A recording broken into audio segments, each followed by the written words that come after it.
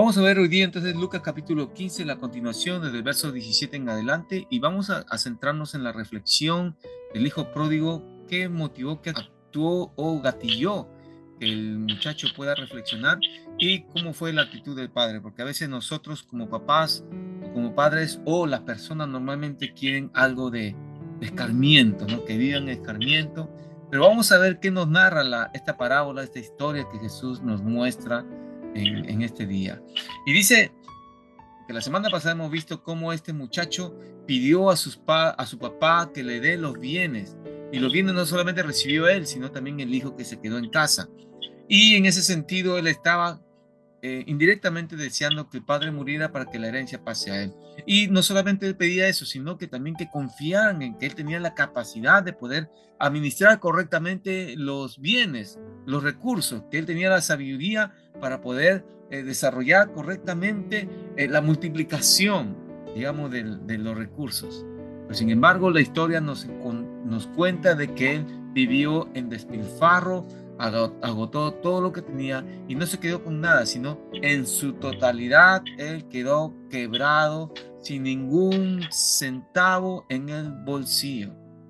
Y su situación fue horrorosa porque él tuvo que alimentar inclusive a una condición muy abominable, que tuvo que alimentar cerdo, y para el judío alimentar cerdo era lo peor y era algo abominable y detestable, ¿no? A veces nosotros no somos agradecidos con las bendiciones que Dios nos dio. Y si Dios nos da bendiciones, lo despilfarramos. Aprendamos a ser inteligentes, aprendamos a ser sabios y aprendamos a ser prudentes, ¿ok? Para poder administrar correctamente todo lo que Dios nos da. Lo mucho, lo poco, Dios nos confía. Dice la Biblia que si en lo poco somos fieles al Señor, Dios puede confiarnos más. Pero si en lo poco no somos fieles al Señor, no esperemos que Dios nos dé una billetera tamaño de la billetera de Bill Gates, ¿no? Así que, hermanos, aquí vamos a ver cómo este muchacho, después de estar en una condición tan horrorosa, cómo pudo volver a pensar, y la situación mismo lo llevó a reflexionar para poder actuar de manera correcta. En Lucas verso 17, y volviendo en sí dijo: ¿cuántos jornaleros hay en la casa de mi padre? Tienen abundancia de pan y yo aquí perezco de hambre. Me levantaré e iré a mi padre y le diré: Padre, pecado contra el cielo y contra ti, ya no soy digno de ser llamado tu hijo, hazme como uno de tus jornaleros. Y este muchacho reflexionó. ¿Por qué? Porque su condición, comparado con el más bajo de su casa o de su finca, era más lujoso, digamos, el que trabajaba para el padre, que la situación que él estaba experimentando, a pesar de haber tenido abundancia. Pero ¿qué pasó? ¿Por qué pasó esto y por qué pudo decir: cuántos jornaleros hay en la casa de mi padre? Porque en ese momento él ya estaba en una condición sopesando la situación en la cual estaba viviendo, y empezó a trabajar algo en su interior. Él empezó a analizar y ver que mantenerse en esa situación era grave. Inclusive su vida podía correr peligro. Entonces él, convencido en su corazón, llevó su boca a confesar. La convicción del corazón habló su boca y dijo: ¿cuántos jornaleros hay en la casa de mi padre que tienen abundancia? Y no solamente él lo confesó, por así decirlo, sino que había algo en su corazón que decía eso, porque él había constatado cuando vivía en casa que todos sus trabajadores siempre tendrían abundancia de pan. Entonces sus palabras no fueron simplemente palabras al aire, sino que había un corazón que ya estaba tocando el arrepentimiento, expresaba arrepentimiento de su corazón. Él ya estaba cansado de vivir esa vida, y no solamente empezó a confesar de lo que había en su corazón, ese arrepentimiento. No solamente se quedó en palabra, sino hubo una predisposición a actuar, porque después que reconoció la abundancia que había en casa, dijo: me levantaré e iré a mi padre y le diré. Me levantaré e iré. Y efectivamente, este muchacho lo que estaba pensando lo había ejecutado. Me levantaré e iré. Es decir, hermanos, todo lo que nosotros tenemos en la vida, todo lo que Dios habla en nuestro corazón, no es suficiente tenerlo en el pensamiento, tener en nuestra vida. En Josué capítulo 1, en el verso en el verso 8 dice bien claro, nunca se aparte de tu boca este libro de la ley, sino que en ella meditarás de día y de noche. Dice, nunca se apartará de tu boca este libro de la ley, sino que de día y de noche meditarás en él. Vas a meditar, tenemos que meditar en la palabra día y noche, y para poder meditar tenemos que leer, tenemos que inundarnos de esa palabra en la cual nosotros vamos a meditar. Y este muchacho dijo, me levantaré, ya empezó a actuar en fe. De lo que él tenía en su corazón, no se quedó ahí en el corazón, no se quedó en buenas intenciones, no se quedó en un parecer, me opino, me parece, ¿qué sucederá? No puso nada en tela de juicio, sino que ejecutó y dijo, me levantaré. La fe sin obras es muerta. Necesitamos hacer que nuestra fe tenga resultados, como dice en Santiago, Santiago capítulo 3. Y esa actitud es un ejemplo poderoso, hermano, para nosotros, que a veces nosotros esperamos llegar a situaciones extremas, situaciones difíciles, para recién tomar decisiones correctas, pero humildes. No lleguemos a ese lugar, porque ¿saben qué? A nosotros como humanos nos cuesta humillarnos, y a veces cuando somos soberbios, altivos, orgullosos por nuestra situación, no queremos alinearnos a la palabra, sino queremos alinearnos a nuestro pensamiento y a nuestras opiniones. Y eso es peligroso, porque eso lleva a vivir una vida independiente de Dios, una vida autónoma de Dios. Y después les aseguro que si ustedes son hijos y se apartan del camino del Señor, van a volver al camino del Señor. Si no son hijos de Dios, pues van a seguir su propio camino. Pero es importante, hermanos, no alejarnos de nuestro Dios. Y entonces, ¿qué conlleva esto, hermanos? Imitemos lo de este muchacho. Dijo, en su corazón habló, después dijo, me levantaré e iré. Alineó su vida a la palabra, alineó su corazón y sus pensamientos a la palabra y empezó a actuar de acuerdo a la palabra. Y no solamente pasó eso, es decir, se humilló, reconoció que todo lo que habían confiado en él, todos los recursos que él recibió, la vergüenza estaba ahí de por medio y el temor de ser rechazado. Él lo había perdido todo. Y ese era el temor que le inundaba a él, de regresar a casa. Él posiblemente habrá dicho, ya traicioné la confianza de mis padres, de mis hermanos, de todo lo que hay en casa. Entonces, había un proceso de remordimiento, pero ese dolor que había en su corazón, actuó y le permitió actuar. No se quedó en pensamiento, sino actuó. ¿Cuántos de nosotros no nos hemos sentido de esa manera? Tenía incluso vergüenza, hermano, de acercarse, porque nosotros también cuando pecamos y nos alejamos de la iglesia, nos alejamos de la casa, creemos que no nos van a recibir. Vamos a pensar que el dedo acusador nos va a estar señalando y tenemos temor y vergüenza de regresar. Yo te aconsejo y te recomiendo, regresa a casa.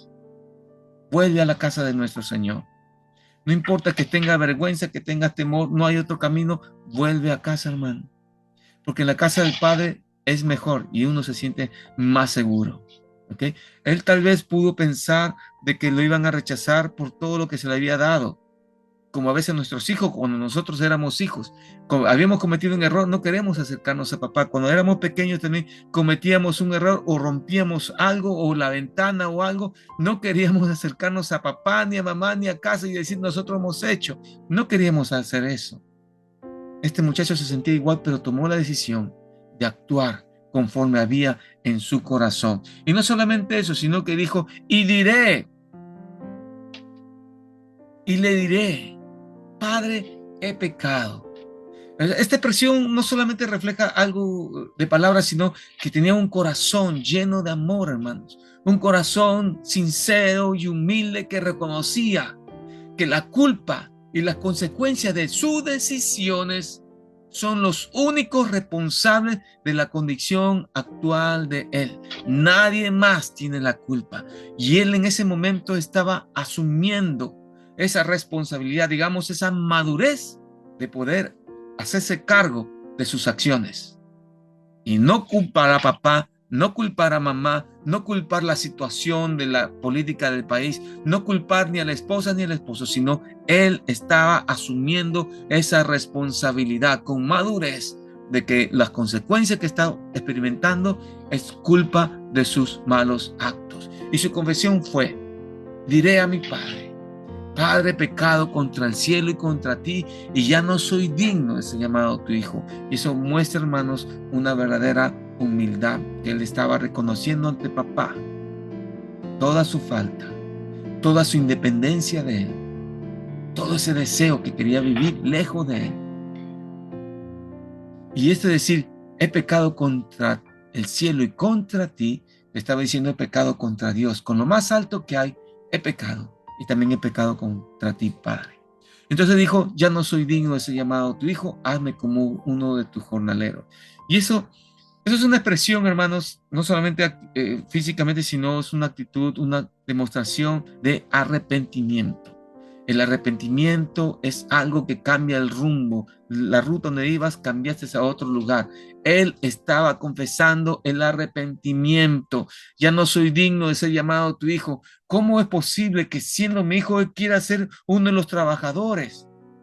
Y ni siquiera aferrarse al apellido, sino ser como uno de los trabajadores. Y eso estaba simbolizando que él estaba totalmente, pero totalmente arrepentido y no estaba buscando privilegios, no estaba buscando ser otra vez en el nivel de hijo que había tenido anteriormente, sino se consideraba como uno de los jornaleros, tal vez, y que él tenga esa oportunidad de restaurar esa relación que había quebrado con el padre y con la familia.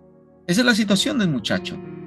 Sin embargo, hermanos, para un padre amoroso, para un padre lleno de paz, lleno de verdad, es distinto. Y dice la palabra, y levantándose vino a su padre, y cuando aún estuvo lejos, su padre lo vio. ¿Y por qué el padre pudo ver a este muchacho cuando aún estuvo lejos? Porque, hermanos, es algo maravilloso aquí, que de manera poderosa, de manera grande, que este muchacho pasó a la acción, no solamente al pensamiento, a la intención, sino que en este momento pasó a la acción y fue arrepentido a la casa del padre, tal vez con humildad, con sencillez de corazón, y él no se sentía digno. Pero ¿cuál es el corazón? ¿Cuál es la actitud del padre? Este muchacho reflexionó su situación y estaba totalmente transformado, cambiado. Ya no iba a cometer el mismo problema. Se enfrentó a la realidad, vivió una vida real. Ya no fueron expectativas, como muchos cuando invierten o hacen cosas tienen expectativas, pero la realidad es muy distinta. Y al enfrentarse a la realidad se dio cuenta de su error, perdió todo y regresó a casa. Y cuando el padre lo vio de lejos, ¿y por qué papá lo pudo haber visto de lejos? Porque el padre de manera constante siempre estuvo a la puerta mirando el camino con el corazón de que su hijo va a volver a casa. Papá siempre espera que nosotros volvamos a casa. Nuestro Padre amoroso, el Señor Jesucristo, siempre espera que tú y yo volvamos a casa. Constantemente está mirando nuestro corazón, constantemente está mirando el camino de la vida, constantemente está mirando ese camino que lleva hacia el Padre para ver si tú vuelves. Y este muchacho pasó a la acción y se levantó. Y no permitió que la vergüenza, el temor, el qué dirán o lo que todos los dedos que lo señalaban lo detuvieran, sino que caminó y fue. Y el padre lo vio de lejos. Sabía la condición de que este muchacho tenía una carga de culpabilidad, una carga de irresponsabilidad y de traición a la confianza del padre. Pero aún ahí sí fue valiente y el padre al verlo de lejos, el Padre Santo Dios, el padre no esperó que este muchacho llegue a esta casa, sino que hizo el padre algo maravilloso. Primero fue movido a misericordia. Miren, misericordia que hemos dicho. Misericordia es no recibir lo que merecemos. Este muchacho merecía ser despojado, ser desechado, no ser recibido en casa y ser maltratado. Eso es lo que nosotros merecíamos, pero misericordia es no recibir eso que merecíamos. Y este padre fue movido a misericordia, a no ver la culpabilidad del muchacho, a no verle el castigo del muchacho, sino que lo vio y fue movido por este corazón lleno de amor. Y no solamente fue movido y esperó en casa que él venga arrepentido, llorando y quebrado, sino que él fue movido a esa misericordia. Y como todo corazón de padre, él corrió, el papá, no el hijo, el papá fue corriendo y se echó sobre su cuello y le besó. fue movido a misericordia y, y corrió hacia él. ¿Qué escena tan amorosa, qué escena tan maravillosa! Cuánto anhelaba el padre que el hijo vuelva. Y ahí manifiesta que ese corazón de ese padre que esperaba que el hijo vuelva es algo maravilloso, ¿eh? Como padre uno se siente maravillosamente cuando ve el hijo que vuelve arrepentido, uno va, no le importa y lo abraza y llora. Me imagino esta escena, que el padre lo recibió con mucho amor y no lo dejó hablar, no le dejó decir nada, él lo abrazaba y lloraba y lo besaba al hijo. El corazón del Padre era un corazón de abrazo, de restauración, de gozo, un corazón lleno de toda su bondad. El temor y la vergüenza nos quieren mantener lejos. No, me voy a conectar después de tiempo que no me conecto. Y tienen vergüenza. O voy a la iglesia y tienen vergüenza. Ve, haz lo que tú tienes que hacer en la presencia de Dios. No te alejes de Dios. Papá siempre te va a estar esperando. Siempre va a estar con sus brazos abiertos. Nuestro Señor Jesucristo, por eso dio su vida por nosotros. Y aún la vergüenza que tenía este muchacho, a pesar de que el Padre le había abrazado, lo había besado, a veces nosotros, cuando estamos arrepentidos, queremos confesar nuestro error. Queremos tener espacio y tiempo para poder confesar. Y el hijo dijo, Padre, reconociendo la autoridad, y expresó lo que había en su corazón, totalmente arrepentido. He pecado contra el cielo, o sea, contra Dios, contra lo más alto que hay, y también he pecado contra ti. O sea, estaba totalmente su corazón tocado. Inclusive dijo, y ya no soy digno de ser llamado tu hijo. Lo que había pensado hacer, lo estaba haciendo. Lo que había pensado decir, lo estaba diciendo. Y él realmente no se sentía llevar el apellido del padre. No se sentía como antes, se sentía orgulloso de ser hijo. Ahora no se sentía ni siquiera ser hecho su hijo. Su corazón estaba doblegado a una realidad y a la condición de que él estaba. Él estaba en una condición no ser digno de ser su hijo. Traicionó al padre, perdió todos los bienes que le había sido concedido. Y no solamente eso, sino que quebró. Totalmente estaba en quiebra. Pero miren la actitud del Padre. Una predisposición a perdonar y amar y restaurar. Y aunque nosotros nos sentimos culpables, el Padre, ¿qué le respondió? El Padre no le dijo nada. Pero centrémonos un ratito en esta palabra, Padre, pecado contra el cielo y contra ti, y ya no soy digno de ser llamado tu hijo. Y quiero hacer un llamado a la reflexión y decirte a ti, ¿hay humildad y arrepentimiento genuino en tu corazón o el orgullo sigue ocupando un lugar en tu vida? ¿No puedes perdonar a tu esposo, a tu esposa, a tus hijos, a tus padres? ¿O no puedes pedir perdón a Dios? ¿Cómo está tu corazón hoy en relación con Dios? ¿Es Dios el centro de tu vida o has permitido que la recreación, el trabajo u otras cosas ocupen el lugar de Dios? ¿O tienes un corazón humilde y arrepentido, lleno del amor de Dios, donde Dios es el centro? ¿Quién es Dios para ti? Y esa es la situación del hijo. Pero hay algo maravilloso. Ya no soy digno de ser llamado tu hijo. A veces cuando nosotros pecamos nos sentimos así, pero es bueno volver. ¿Y cuál fue la respuesta del Padre Celestial, de este Padre amoroso, de este Padre lleno de la gloria y la gracia de Dios? ¿Cuál fue la expresión de este padre? Dijo, pero el padre dijo a sus siervos, no le escuchó al hijo, dijo a sus siervos, sacad el mejor vestido y vestidle, poned el anillo en su mano y calzado en sus pies y traed el becerro gordo y matarlo, comamos y hagamos fiesta. Al padre no le interesó qué es lo que había hecho su hijo. Después posiblemente iban a conversar y cómo corregir eso, pero no le interesó en ese momento nada de esa situación. Simplemente el padre vio que su hijo regresó y quiso hacer fiesta, quiso hacer lo mejor y se sentía gozoso el padre de familia. No mencionó el pasado del muchacho, no le recordó y le recriminó por los errores que había cometido, sino que su amor se enfocó en su regreso. Su amor se enfocó simplemente en esa actitud humilde y un corazón de restaurar a este muchacho. El vestido, hermanos, el calzado, el anillo, no fueron simplemente gestos simbólicos sino que representaban la restauración de su dignidad, de su identidad y de su posición como hijo. Dios también actúa de la misma manera con nosotros. No se detiene por nuestros errores, sino que celebra cuando nosotros nos acercamos a Él con un corazón arrepentido. ¿No dice la Biblia en versículos anteriores a este capítulo, mismo capítulo, versículos anteriores, que Dios hace fiesta a los ángeles cuando un pecador arrepentido llega al reino de los cielos? Es algo maravilloso.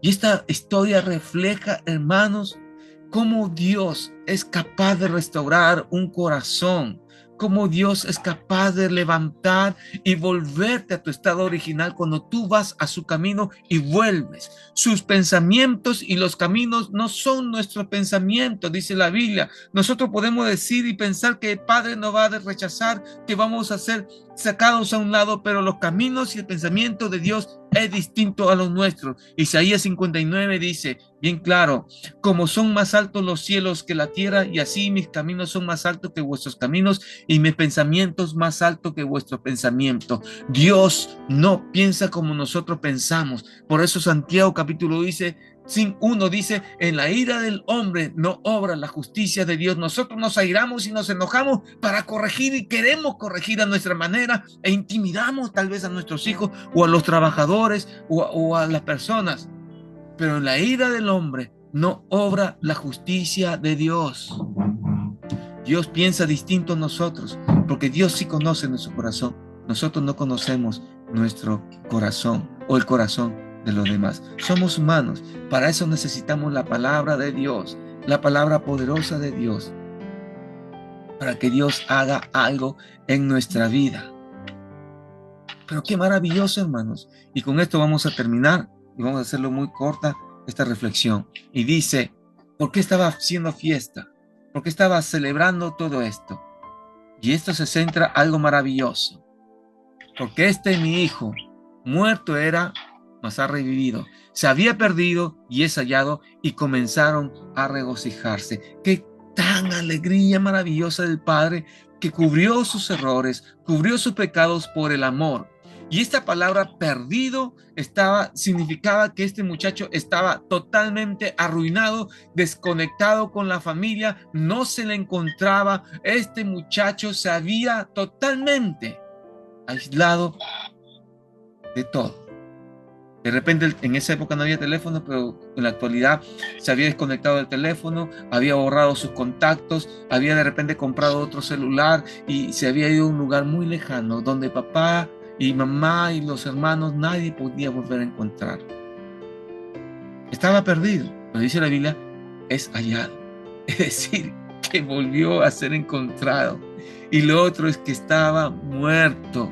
Y la palabra de muerte significa totalmente, era como un muerto viviente, era un cadáver viviente. Es decir, no tenía dirección, no tenía meta clara, no tenía objetivo, no tenía ninguna relación o contacto con Dios. No, su vida era una vida del hoy. Vivía simplemente el hoy. Vivía la vida del hoy. No pensaba en nadie más, sino en sí mismo. Pero la Biblia dice: porque mi hijo muerto estaba o muerto era. Dice que estaba muerto en relación con todos. Tenía una vida, pero como muchos en la actualidad, vivir la vida estresada, vivir la vida en angustia, vivir la vida amargada, vivir la vida con corazón lleno de raíces, de dolor, vivir la vida sin sentido. Es vivir sin objetivo y sin planes. Y la Biblia dice: muerto era, mas ha revivido.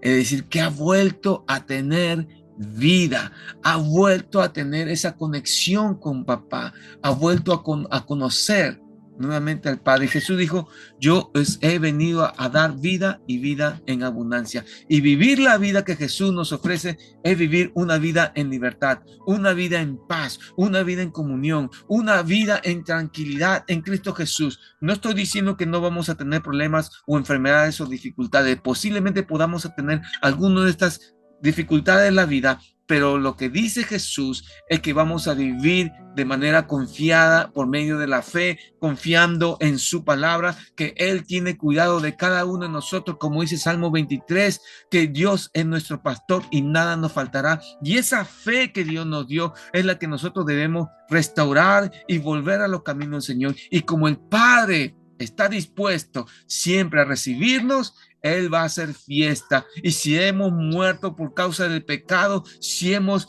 transgredido la ley de Dios, Dios nos vuelve a dar vida por medio de Jesucristo y perdona todas nuestras iniquidades y todas nuestras maldades, como dice la palabra, que si confesamos nuestros pecados, Él es fiel y justo para perdonarnos y limpiarnos de toda maldad. ¿Y por qué se gozó el padre de familia? Porque este hijo arrepentido ya tenía un corazón distinto, un corazón cambiado, y sabía que ya no se iba a ir de casa, porque ya su corazón estaba totalmente, pero totalmente con una convicción de que mejor es estar en casa que estar fuera de casa. Hermanos, termino con esto.